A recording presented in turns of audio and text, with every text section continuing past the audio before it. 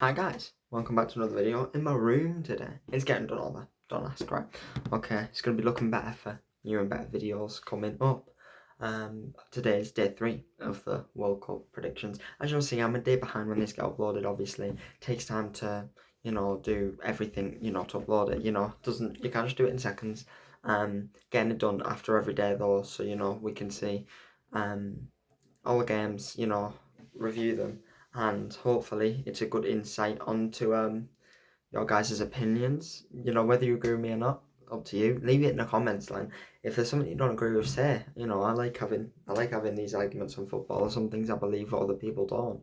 Um, some rogue shouts. Like obviously today's predictions, which is there's 4 games.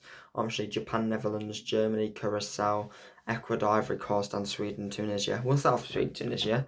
3 o'clock kickoff, obviously in the morning, which is quite hard, when you have college and things like this. But I managed to persevere. I'm still watched every game so far. It was a very weird game because obviously I thought Tunisia were better defensively. I think they're one of the worst teams in the tournament, definitely. I thought they were okay defensively until this game. I think they just collapsed. Obviously, the first goal, very good hit from Ayari. I think it was in the top corner, nothing they could do. Keeper, you could argue, could have done better. His positioning was bad. I think Isaac had a really good game, 1 goal, 2 assists. Gyökeres had a really good game. They both were really good. I feel like Sweden just dominated. Like, I don't think it was a 5-1 game, but I think, they dominated. They deserved a 2-goal win, definitely. I think Tunisia didn't really offer much, obviously, other than their goal. Didn't really offer much, didn't really do much. I think Sweden took control again. I was expecting less from Graham Potter. Obviously, seeing him at Chelsea and West Ham, didn't expect much from him. It was okay. Obviously, it's only against Tunisia, so went to play a bigger side. But overall, very good. Obviously, Isaac Gyökeres getting off to a good start, which is what you would want. Yassine Ayari, very good start. They've got some good players. See how far the talent can take them, though. Obviously, Graham Potter, I still think he's a good manager, so it depends how far they could go with him. The next game I'll go with is Ivory Coast Ecuador. Obviously, I don't know if this is legal, but my kind of second team's Ecuador. I really enjoy watching Ecuador. I think they're a really good team. Obviously, they've got the players like Pacho, Hincapié, Caicedo, Estupinian, who didn't even play yesterday, Angulo, and Valencia, retro striker for Everton. Um, this was a really good game, to watch for the neutral. I think both teams, both very good teams, great quality in both teams, just going at each other. Yan Diamonde was good until Ordonez and the other player, I can't remember his name, who came and doubled up on him on his left hand side. Caicedo was really good, Pacho was really good. I think and Valencia was below par. I think he should have scored really. That chance in the first half, they hit the bar twice, obviously. Like, Ecuador had the chances, but obviously Amad Diallo, they've got the quality off the bench, Ivory Coast, what Ecuador don't have. And this is the difference between the two teams, I think. Amad Diallo coming off the bench, is a better quality player compared to the Ecuador players. And that's no disrespect to the Ecuador players. Like, they were really good. I think it's just a step up the Ivory Coast have. And I think that's what got them the win. Obviously, great run from Singo. Pillars pulling up with cramp and Singo still running like that in the 90th minute. Very well played from him. Good pass, great weight of ball, so Amad Diallo could shoot first time. Great finish. I think Ecuador did defend really well. They put their bodies on the line a lot and could have conceded. Eli Wahi at the bar. But I think, they defended really well. And I think a point would have been fair for both teams. I think that would have put both teams through. Obviously, thinking they both beat Curacao. 4 points surely gets you the third place playoff. Guaranteed. I think. But even still, either team could have won the game. And I think Ivory Coast just took that chance in the end. And they've got a good team. They could go pretty far. Like, they've got a very solid midfield tackle, Fofana, Kessier. They've got, Amad Diallo coming off the bench, Yan Diamonde, Bonnie came off the bench. Eli Wahi's a very good player. Just to name a few. Like, they've got a really good team, and they could be a little dark horse, like Morocco at the last tournament. One of the African teams, very good team. And I would not want to face them as a obviously England fan. And yeah, very good performance from them. And I think, you could argue a draw was fair, but also deserved winners. Very good. Next game, let's go Netherlands, Japan. First half, very boring. I thought nothing really much happened. And then second half, everything happened. 0-0 going at half time. I thought it was going to be one of them games where you'd see like a 1-0, 1-1 maybe.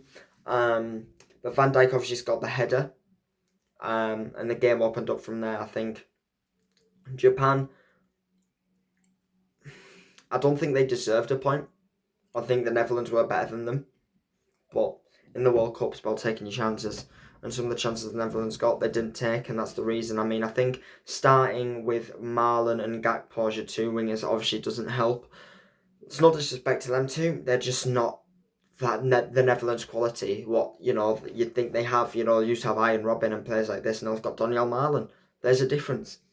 I think overall, seesaw of a game. Japan stole a point pretty much at the death. That'll leave both teams through. Both teams are going to win at least another games. That'll put both teams through, I reckon. And, the lack of quality from the Netherlands up front, and a bit, I think you can tell that Japan are missing Matoma. It's one of them. It's another great player to run at the defence, to create chances. And overall, you can definitely see a draw, but I thought the Netherlands deserved to win. And Japan were lucky, but I think they will only improve from here and come out stronger the next game. Final game is Germany versus Curacao. Congratulations to Curacao for scoring a goal. Shame you shipped 7. Not the first time Germany have won 7-1 in a World Cup. Obviously, the infamous 7-1 in Brazil. I think it wasn't a 7-1 game. They didn't deserve to get thrashed like that, Curacao. I felt kind of bad for them towards the end, but they did have a good time. They were drawing with Germany 1-1 at one point. As much as they lost 7-1, it wasn't deserved. And I'm sure if that game happened again, it'd be less. Obviously, Germany, great result for them. Obviously, +6 goal difference. Probably will leave them top as long as they don't lose to the Ivory Coast now, I reckon. I think very good attacking performance. They scored the chances, took them all. I think, there was a couple of goals where Curacao could have done better, But overall, what else can you do? Germany's team is so much more competitive than Curaçao's team. And, you would expect Germany to win that game by quite a few goals. And they did. But Curacao can hold their heads up high. They've got to a World Cup. They're happy. They've got nothing to lose. They might have lost 7-1. They scored a goal. A team like that gets to celebrate a goal at the World Cup against Germany. It doesn't really happen for many footballing nations like Curacao. So, congrats to them. I think it was commensurate with the goal. Great finish. But overall, yeah, Germany's just power. Way too big for them. Too many, world-class players, superstars in that team, and they did definitely deserve the win, obviously. I think over 4xG, very deserved. Maybe not 7-1, but definitely deserved a good 4-1 maybe win. That's all the good crumbles, Curacao going to the next game, heads up high, they scored. They can try and only damage limitation at this point. And Germany can only try and win the final 2 games, state the obvious, and go through quite convincingly. There were the 4 games yesterday, obviously less than the day before where they had 6. If you haven't saw the first 2 videos, please go and check them out. It's good insight. Oh well, I hope it's good insight. Hopefully, I agree with you. If not, as I said, leave a comment. Let me know what you think. If you haven't, please like and subscribe. I really appreciate it. We're quite close to 1,500, which is crazy.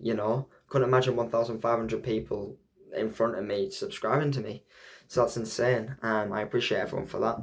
And yeah, leave a like, comment. I'll be hearting every comment, replying as always. And I appreciate you guys tuning in for the video. I hope you all have a good day, enjoying the World Cup. Day, I think 4 now or 5. Hope you're all enjoying. I hope your team is gonna win. Unless they're playing England, of course. And I hope everyone has a great week. I'll see you guys next time. Enjoy. Peace.